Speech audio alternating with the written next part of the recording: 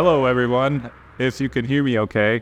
My name is Addy with Disguise, and today, over the course of the next hour, I'm going to be presenting you with a short film case study, how we created an indie film using virtual production, using Unreal Engine, and of course, using Disguise, and what we learned along the way. So I hope to be teaching you some of that today, so please join me. So before I get started on the actual short production, let me just take a step back and talk about Disguise. Disguise is a global platform that powers many, many virtual production stages around the world. And Disguise not only does film and TV, but also concert, touring, broadcast, and live events. And Disguise also powers many types of content, everything from 2D plates that are used for card processing to 2.5D that are used sometimes for window processing, all the way to Unreal Engine for full 3D CG environments, and some of the newer technologies as well, like generative 3D and NeRFs and Gaussian splats. Disguise's platform is completely open, and that is why it integrates to over 300 different types of technologies. And we continue to integrate with more technologies as they become available. So in a lot of ways, it's a future-proof platform. And at the heart and soul of the Disguise platform is a software called Designer. It's actually what's powering this stage right now. There is a Disguise operator over there running Designer. Designer is the same piece of software. We call it a show control tool that is used for film, for TV, for commercials, as well as concert touring, live events, immersive experiences, airports, buildings, you name it. So with Disguise, you can do many, many things with a single particular tool. And as I mentioned, Disguise integrates to many different things. So if you look here, there's just some of the things that work really well with Disguise. So if you talk about LED panels, everything from Raw Visual to Ayoto to Avcen, processors like Brompton, and then of course game engines like Unreal, Unity, Notch, Touch Designer, and so on. With camera tracking technology, we're using a robotic camera arm here. It also works with Stipe, NCAM, Moses, and all of the technologies that use a different type of tracking mechanism. That data comes into Disguise and it works really well together. Globally around the world, we have over 100 stages, and that's just film and TV, so not counting all of the other fixed installs. And right here in Asia, we have quite a few. And if you sort of step back even further than that, we are at about 350 customers that are doing everything that I just mentioned. So not just film and TV, but also fixed installs, airports, and broadcast, and so on. So we're really busy supporting all of these customers. They're like family to us. So let me switch gears now into the short film that we made. The film is called Space Rider, and here's a concept storyboard from the film. The story is very conducive to virtual production. We actually wrote the movie so that it plays well in a virtual production shooting scenario. It's a little bit Blade Runner, it's a little bit anime, Cowboy Bebop. So our creator was Jeff Sloneker, who is half Japanese. So the show has a lot of Japanese influence. And I'm gonna skip the trailer here. So as of end of last year, the short film has won numerous official selections. So here is just some of the selections that we picked up along the way. And this list continues to grow. Even last week, I just was informed that we picked up another official selection. And as you know, in the film festival world, it's one thing to be selected, it's another thing to win the film festival. So over the course of the last year, we have won a few of these awards. So we're super proud of our short film, and it makes us really believe that we created something that is worthy of critical acclaim. And so we created something with virtual production that stands up to traditional filmmaking. And again, what do these film festival recognitions really mean? It means that our storytelling is just as good with virtual production as it is with traditional filmmaking. It means using VP, we are able to do much more VFX right? Because VFX is really expensive, VP is slightly cheaper, so our movie had a bigger scope than what was actually intended. So at a very top level, we had about 20 people on our crew, and we used a budget of about $200,000 US. Now that seems like a lot of money, maybe converted to Hong Kong dollars. However, back in the States, that's actually not that much money at all. So for us, it was really about 5 days of shoot time that we were able to afford with this small budget. And overall, it took us a few months to make the show, only because we only had a very small crew. So we had to actually stretch that time out to 28 weeks. And finally, after all of the cost savings, we estimate that we saved about 40% over a traditional budget. So if you would imagine, this movie would cost anywhere from $300,000 to $350,000 if we were to not use virtual production. Our schedule is very quick, concepting and onboarding for about 3 weeks in the beginning, and then we did pre-production for about 2 months. So this is the time when we were building Unreal Engine assets, we were designing character props, building the costume and things like that. And then finally the shoot was only 5 days. So we were in a virtual production stage Monday through Friday, and that's it. And then finally, after we shot everything, we did post-production for about 16 weeks. So about 4 months of visual effects, editing, color grading, sound, and so on. And going into the show, we knew that we had strengths and we had weaknesses. Some of our strengths were that we were really good at using an LED wall. Well, because we all sort of come from the world of virtual production. So for us, using a wall was something we wanted to do almost in every shot. And also Unreal Engine. Myself, I'm an Unreal Engine artist, and so is a couple of other people on my team. And so we wanted to create the content on the wall with Engine as much as possible. And then finally, we had a network of our friends in Los Angeles, and because it was a very small budgeted show, we relied on a lot of favors from our friends and our friends of friends. So being in LA and being in a nucleus, if you will, really helped us push this production along. We did have some weaknesses. So one of our biggest weaknesses was that we are not traditional green screen VFX people, and we did have to rely on some green screen for the show, and the green screen was obviously done with an LED volume, but the process of taking a green screen all the way to completion was completely new for us. And again, even though we have used virtual production and LED volumes, live action in general for us was really, really brand new. And so with that said, we set some production strategies, and one of them was we will not do any on-location shooting. Now, this is not typical. I think it's not actually recommended either that you do an entire movie instead of a volume, but we did it because we wanted to push the boundary, we wanted to experiment, and we'll show you the results. And then finally, we wanted to maximize the use of digital 3D environments, so using Unreal Engine. Because we were so good at using Unreal, we wanted to make every environment in Unreal Engine. Again, this is not recommended. You're absolutely allowed to use different types of content like 2D plates, 2.5D, even generative AI, which was very new at the time. And then finally, we had an excellent cinematographer by the name of Chris Darnell. And so Chris's team and his gaffer were really good at what we call traditional cinematography. So we really wanted to make sure that his team got exactly what they needed as far as cinematography goes. And then finally, on the VP and VFX strategy, we set out to intend to create all of the final pixels, so not just virtual production, but also visual effects in Unreal Engine. And this is not very traditional and actually very typical to do. Traditionally, you do virtual production with Unreal Engine, and then by the time you get to visual effects, you're using other tool sets that are more conducive to higher quality. We stuck to Unreal Engine all the way through because for us it's a free tool, we know it well, so we wanted to use it all the way to its completion. And every image that I'm showing you on screen is a screenshot from the movie. So this was actually all built in Unreal as well.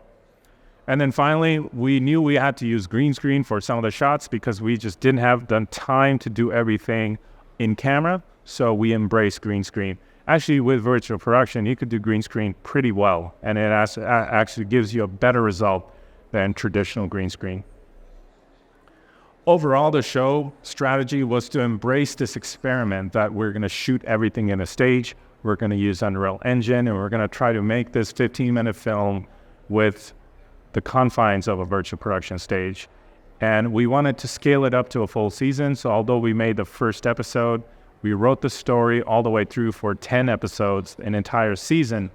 So in the case that we get funding or something great comes along the way, we'll be immediately ready to make the next 10 episodes. And team or personnel. So our team was, core team was, that's our director, Jeff Kenji Yamashita, and then I was the executive producer for the show. We had our writer, Vivian Yoon, and then finally the DP I talked about, Chris Darnell, and then we had an excellent production supervisor, Jason Mayfield. So it was really the five of us that was from the beginning to the end, the core production team. And on the pre-production side, we had a storyboard artist, Nan, and then we had two Unreal artists, Irene and Nan, who also doubled as the Unreal artists. We had a disguise operator to conduct a lot of the pre-visualization and tech viz testing. And then finally, we had a production designer to design the worlds, both physically and then also in the digital era. If you look at our team overall, so the director was at the heart and soul of the entire production, as is very traditional. And then if you look at sort of the blue section, that was the DP team. So Chris, the DP, had his gaffer, first AC, second AC, grip, and so on, to set up lighting, to set up cameras, to set up jibs and dollies and things like that. And then the red team is what I would call the management team. So that's your AD, your production soups, your production coordinators. This is very traditional. Again, this is nothing new. And then finally, on the green side, which is what I would consider the creative team, production design, costume design, makeup, hair, and so on.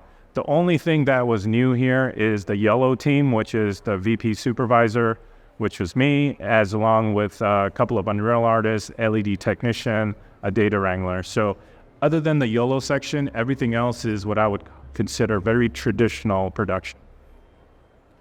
And this was a picture from our shoot. So you could see there's about 20 of us, and that's all it took to make the short film.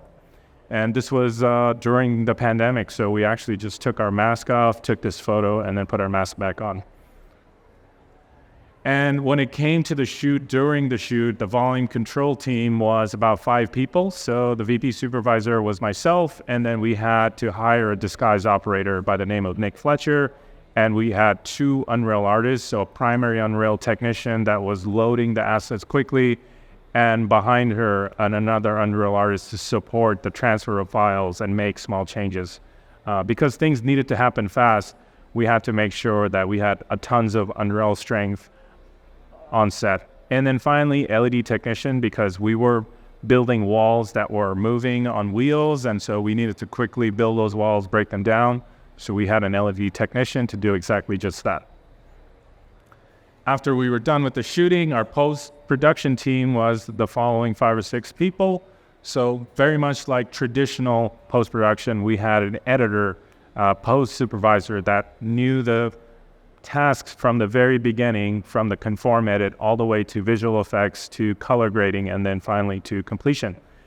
We did ADR for dialogue, so this is actually at our sound supervisor's home, and then finally we had a composer to create original music, and it's really incredible. We have Ken Christensen, who was our composer, make all of the music for this movie from scratch. And we did a little bit of Unreal artistry to get some of the visual effects done. So those are some of the shots where a spaceship flies through the planet or lands on Earth and things like that. And for that, we used Unreal quite heavily instead of traditional VFX tools like Maya or Arnold. And then finally, you could see how many people we hired over the course of those 38 weeks. So in the very beginning, there was about 5 or 6 people, all through previs. And then during the shoot, we went up to about 20 people. And then after the shoot, we went back down to a very minimal small team. And this is very normal of any big Hollywood production. So instead of 5 people, let's say they'll have 50 people. And instead of a 20-person shoot, they might have a 200-person shoot. But this sort of ramp up and ramp down is very typical. All right, so now let's talk a little bit about pre-production. So when you do pre-production for virtual production, in a lot of ways, it's no different than pre-production for a regular film, or maybe even animated film. So we relied heavily on storyboards. So you could see some of the original storyboards from the movie, and those arrows actually mean the direction of the camera move. So in the case of that first storyboard, the camera is actually sort of zooming out a little bit. And after we got all of the boards done for the entire film, then the question was, what is going to be real and what is digital? So for that, let's say we take this storyboard as an example of Ryder, our main character, running through a forest and the camera sort of tracking him as he's running. And we color-coded each storyboard. So for the stuff that needed to be practical, meaning real, it was colored green. And then the stuff that's digital, meaning the wall, it was brown. So we went through every storyboard and we had almost a three-dimensionality to each board. So we knew what to build for what shot and what to make in the wall for what shot. And then finally, when we got to building those assets, it was time to create them in a way that when you load them into Disguise and onto the wall, that it would snap into place, that we wouldn't have to do much troubleshooting with location and scale and uniformity. So for that, we set an origin point, XYZ of 000, in the middle of our stage. So that left picture is the stage where we shot our film. And then the middle is the Unreal Engine asset. So this was the cave environment asset. And that 000 point is exactly the same place as it would be in the real world. And then finally, when you bring this into Disguise, the camera tracking has to match up to that, and lighting and so on. So these three things have to have the same origin point, the same scale. For us, the scale was in meters. So we made sure every unit that we used was in meters. So these are some of the things to look out for to prevent a lot of trouble down the road. And then finally, there was times when we had to take a digital double of a practical asset and bring it into Unreal. In this case here, we had a big fake plastic rock, which was about 4 foot high. You could see our actor crouching behind it. In a lot of shots, that same rock is visible in Unreal, so we had to LiDAR scan that rock and bring it into Unreal. And we had to make sure that scale was corresponding as you go into the digital realm. So that meta-human character is the same height and build as our actor, so putting him against that LiDAR scan rock, we were able to verify that our scale was matching through and through. Finally, we had to, this is more of a creative decision, but very, very important, the mood and the look and feel of the movie. So in this case, this was all done with Google image search, right? So you gather a bunch of images that correspond to certain portions of the movie. In this case here, for the tunnel, where the motorcycle goes through the tunnel, our director wanted a very cyberpunk, Blade Runner-esque tunnel with lots of lights sort of flashing by. So we had these images sort of washed into our heads. So that's how the Unreal Engine assets were made. And then on the costume side, we knew we didn't want to have a black jacket, for example, because it doesn't really do very well in a VP stage. So we went with a brown leather jacket. We had a custom gun made. We had a custom helmet made. And so these ideas were sort of originated from the mood board, and then it went over to the costume design and the prop maker to come up with the actual thing that we ended up shooting with. And then finally, asset exploration. So after you've done the mood boards, the next thing is to go from a 2D to a 3D concepting. So these assets were actually Unreal Engine assets or Turbo Squid assets or CG Trader assets. So we go from just a Google image search to now looking at things that we can actually download and bring into Unreal Engine. And then finally, after all of that's done, we then go back to the storyboarding. Why? Because this is where pacing and the way we shoot it really matters.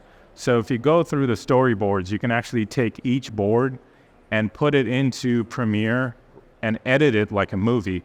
You can add scratch dialogue, scratch music, and you could play it back like the movie. The only thing you would see is the storyboard, but it gives you a good sense of pacing for the film, a good sense of where it's slow, where it's fast, what part needs more work. So it's rough prototyping the movie with handwritten, hand-drawn characters, and that's exactly what we did. So all of these things happen during pre-production so that you're not doing second-guessing work during the shoot and wasting time, and hence wasting money. All right, so let's get into what happened during the shoot. So what I would call production, sometimes referred to as principal photography. Now again, we used disguise for the entire shoot. The stage ran on disguise, and it became pretty apparent to us what some of those advantages were. The main thing is just having a very stable, reliable stage that really never went down or never had any issues. That is taken for granted in a lot of ways, but it's also the most important, because when you take the technical complexity out of something like this, then that is when the creatives can start to tinker and make changes and iterate without having the frustration to slow down, take breaks, come back later, and so on and so forth. So having a disguise setup, I think the main advantage was that it just worked.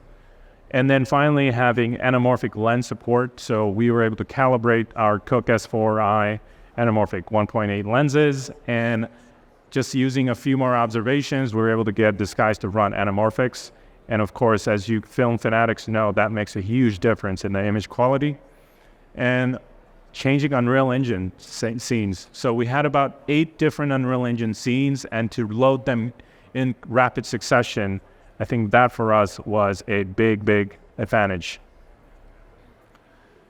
And this project is what I would call a VP native project, meaning start to finish, everything done in a single VP shoot. And so we relied on the LED volume completely. It even means for green screen, we relied on the LED volume. And the rapid asset creation and the iteration up front saved time during the shoot. So, for example, if we didn't like the cave asset that was initially built, we actually had several versions that was built in slightly different shapes. So we were able to quickly change and load those and get the right one that worked for us. So it's actually quite fun once you start to change things on the fly on set. Now, you have to be sort of planned for that, but that is where the creative comes in. And finally, embracing green screen and blue screen, and we even ran a magenta screen. The nice part about the LED wall is you can run any chroma key color you want, and you don't have to worry about green spill, because only the inner frustum is green, while the outer frustum, everything around you, the ceiling and everything else, could be that environment. Reducing green spill means better chroma key in post. Better chroma key in post means better compositing. So everything benefits down the chain.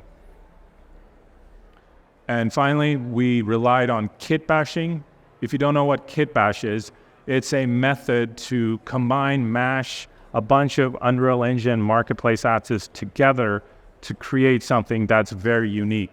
Now, if you take a look at this planet asset that's on the Unreal Engine marketplace, it's $40 asset.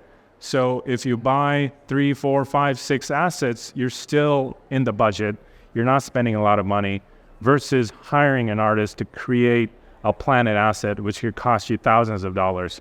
So the advantage to kit bashing is it's very affordable, and it's also low risk. So if you don't end up using an asset, you haven't wasted a lot of money throwing it away. It's a matter of $40 or $100.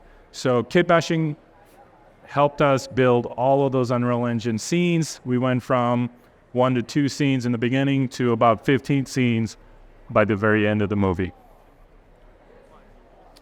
And achieving final pixel with Unreal, this part is a little harder than I think we had assumed, because Unreal is a real-time rendering game engine and not necessarily a cinematic renderer.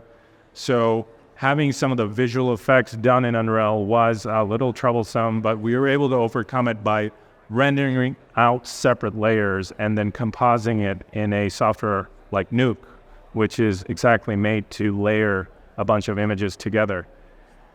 We were shocked at how forgiving in-camera visual effects is, which is what we're running here. So when you're observing an actor through a lens, that lends to a more realistic image than what you would generate with just digital imagery alone. So if you were to match a in-camera shot to a completely digital visual effects shot, you could sort of see the difference, and your brain immediately likes the one that was shot in a VP stage. So these are some of the things that we learned and adjusted for along the way. And finally, we were not afraid to use 2D to augment. So we were able to take a base layer and put 2D effects on top of that base layer to achieve the look that we want. This is by far way cheaper and faster than 3D. Because as you know, 3D tends to be generally more expensive as long as hiring artists goes than 2D. And the example here, the frame on top is our in-camera frame. And then the frame in the middle is we added 2D snow and 2D laser using After Effects, Adobe After Effects. And then the frame on the bottom, we shot RYDER in his spaceship, and then we added the hologram control surface using After Effects. So these are things, of course, you can build in 3D, you can build an engine, but sometimes it's just easier and faster and cheaper to do it in After Effects. So it's just right tool for the right job.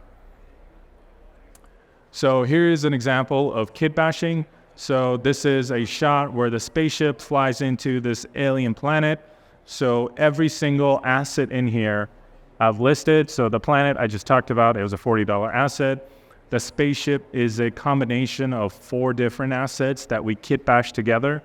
The nebula, the pink cloud, is another asset. The star is an HDRI map, which means it's a giant sphere that just is a picture of stars. Even the lens flare is another asset. So once you start to combine these things, you start to real quickly get a result that is cinematic and that is acceptable. Here's a frame breakdown of an in-camera shot. So the curtains on the side are practical, so they were placed in front of the camera. And then the bar is something we rented. Our production design team went out and rented that prop. And then those lanterns, excuse me, those lanterns are also real. We actually experimented with digital lanterns in Unreal, but we found that it just didn't look realistic enough. So we went ahead and just used real lanterns. Finally, the wood frame and the blue background in the back, that's the LED wall. When you combine it all together, it looks pretty seamless. It looks like that bar actually belongs in that place and those 2 people are sitting there. But it's all sort of made layer by layer by layer. Here's another frame breakdown. So that laser coming out of the gun, that is an LED rope that we used, that we attached to the gun. The costume is something we built custom and in-house. And then the LED wall with the planet and the snow is all built in Unreal Engine, and it's used just like here. And then when we cut from the ICVFX shot to the virtual shot, you can see that that little human is actually a metahuman, which is a digital human in Unreal Engine, built to the same costume and the height and the size of our actor. And that laser rope is a physics-based rope that we built in Unreal. So we quickly go from in-camera shot to a completely digital synthetic shot and back to an in-camera in edit. But these things are all built using the same platform, using Disguise, using Unreal Engine. And again, repurposing assets was a big deal for us. So when we built the cave asset, we used it for in-camera shot. You could see behind our main actor, RYDER, those rocks are from the cave asset. And then we repurposed it for the shots with the monster. So yeah, spoiler alert, there's a monster in there. And those 2 shots have to match in edit, means the color and the lighting and everything have to be consistent. So that is another reason why you want to use the same assets in camera as well as in visual effects. All right, good. Thank you guys.